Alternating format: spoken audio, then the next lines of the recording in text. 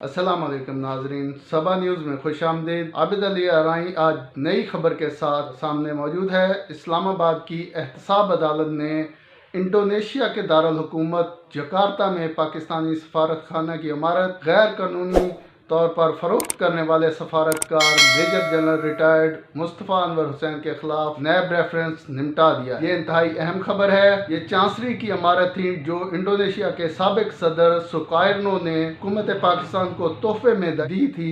तारीखी इमारत की गैर कानूनी फरोख्त से कौमी खजाने को करोड़ों रुपए का नुकसान पहुंचाया गया, लेकिन 1 रुपया बरामद न हो सका। आज हम आपको इस वीडियो में बताएंगे कि नैब ने रेफरेंस दायर करने में 9 साल क्यों लगाए। तवील तफ्तीश के नतीजे में रेफरेंस दायर हुआ और पहली समाअत पर तफ्तीशी अफसर ने ऐसा अदालत को क्या बताया कि अदालत ने रेफरेंस निपटा दिया। याद रहे कि रवां साल 19 अगस्त को नैब ने जकार्ता में पाकिस्तानी सफारत खाने की गैर कानूनी इमारत फरोख्त करने के इल्जाम में रेफरेंस दायर किया। ये रेफरेंस 2001 से 2002 तक पाकिस्तान के सफीर रहने वाले major general retired Syed Mustafa Anwar Hussain के खिलाफ दायर किया गया था। इस रेफरेंस की मंजूरी चेयरमैन नैब की सरबराही में नैब के एग्जीक्यूटिव बोर्ड ने दी थी। रेफरेंस में मुल्जमान पर इल्जाम लगाया गया था कि उन्होंने कौमी खजाने को मुबैना तौर पर $1.32 मिलियन का नुकसान पहुंचाया है। ये रकम करोड़ में बनती है। रेफरेंस में कहा गया था कि मेजर जनरल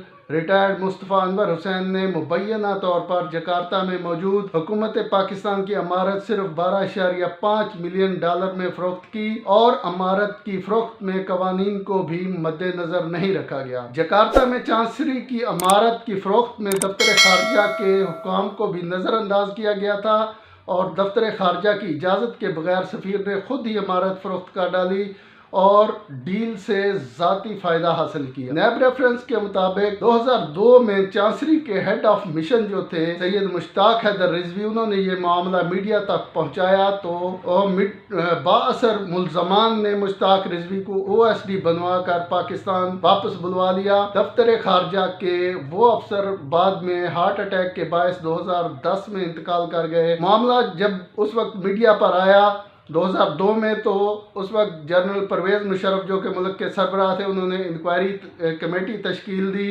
कमेटी ने अपनी तहकीकात में ये बताया कि जकार्ता में सफारत खाने की जो इमारत है और रहायशगाह बगैर किसी इश्तिहार जारी किए गैर कानूनी तौर पर फरोख्त की गई। इस रिपोर्ट के बाद भी, कमेटी की रिपोर्ट आने के बाद भी उनके खिलाफ, सफीर के खिलाफ कोई कार्रवाई नहीं की। नैब रेफरेंस के मुताबिक डॉक्टर कैसर रशीद नामी शहरी ने साबिक सफीर के खिलाफ लाहौर हाई कोर्ट से भी रुजू किया। 15 अप्रैल 2011 को लाहौर हाई कोर्ट ने मामला इंक्वायरी के लिए नैब भिजवाया, जिस पर नैब ने मुसलसल तहकीकात होती रही। 2011 से जुलाई 2020 तक तकरीबन 9 साल तक ये तहकीकात हुई, जिसके बाद ये रेफरेंस दायर किया गया। अक्टूबर के अख्ताम पर रेफरेंस का दिलचस्प अंजाम हुआ है। तो इस समाअत जो हुई इस रेफरेंस की, उसका अहवाल ये है कि एहतसाब अदालत, जो इस्लामाबाद की एहतसाब अदालत है, उसके फाजल जज मोहम्मद बशीर की अदालत में इस रेफरेंस की समाअत हुई।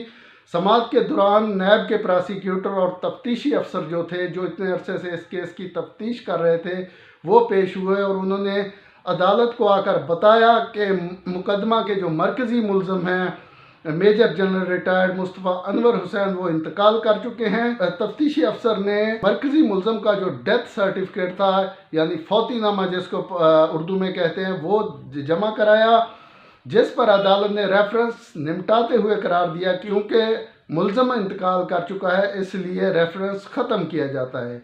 इस रेफरेंस का इख्तिताम नैब की कारकर्दगी पर सवालिया निशान है।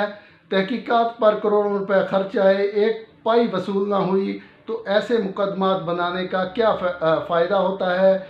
ये नैब के का वो रेफरेंस है जो मुख्तसर अरसे के अंदर तकरीबन 3 माह के अंदर निपटाया गया है, लेकिन इस पर 9 साल तहकीकात में लगे और 1 रुपया और 1 पाई भी वसूल नहीं हो सकता। तो नाजरीन, ये इंतहाई अहम मालूमात थी जो हमने आपके साथ शेयर की। उम्मीद है कि आपको ये मालूमात पसंद आएंगी और आप हमारे YouTube चैनल को सब्सक्राइब ज़रूर कीजिएगा। अल्लाह हम सब का हामी नासिर।